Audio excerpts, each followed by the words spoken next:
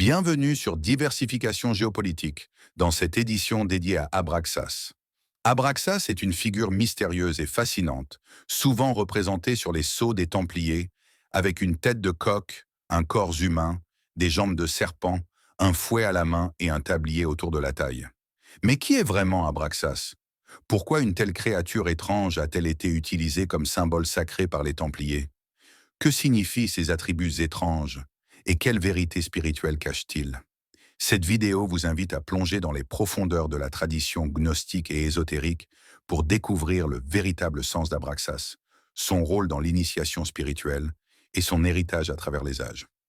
Origine et symbolique, Abraxas est considéré comme un archonte, un gardien de prison dans la mythologie gnostique. Ces archontes maintenaient l'humanité esclave du monde matériel, jusqu'à ce qu'elle atteigne l'illumination spirituelle. Abraxas, pourtant, a lui-même atteint cette illumination, passant de gardien à libérateur, incitant les hommes à atteindre leur propre connaissance divine, appelée agnose. Symbolisme des parties du corps.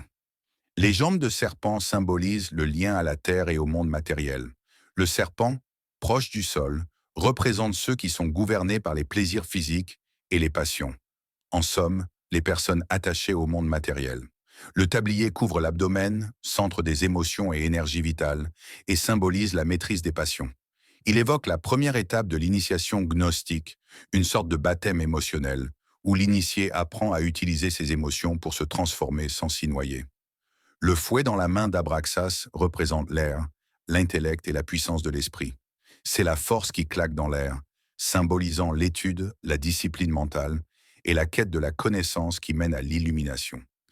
La tête de coq symbolise le feu, la lumière et l'éveil. Le coq chante à l'aube pour annoncer un nouveau jour, une renaissance spirituelle et l'appel à l'illumination finale. Le chemin initiatique. L'initiation passe par une transformation progressive. Maîtriser la terre et les passions, développer l'intellect et finalement s'éveiller à la lumière intérieure. Ce parcours est une symbolique de mort et de renaissance, où l'initié laisse mourir son ancien moi pour renaître à la connaissance divine. Influence et héritage. Ce rituel initiatique n'est pas limité à la tradition gnostique européenne.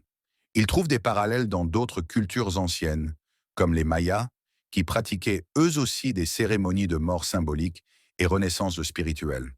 Les Templiers, héritiers de ce savoir, reconnaissaient ces signes dans d'autres cultes et rites, ce qui les liait à une tradition universelle ancienne de quête spirituelle.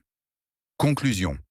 Abraxas n'est pas simplement un symbole ésotérique, mais le reflet d'une philosophie et d'un rituel ancestral de transformation intérieure. Il incarne le passage du matériel au spirituel, l'éveil de la conscience et l'unité des forces contraires en une illumination supérieure.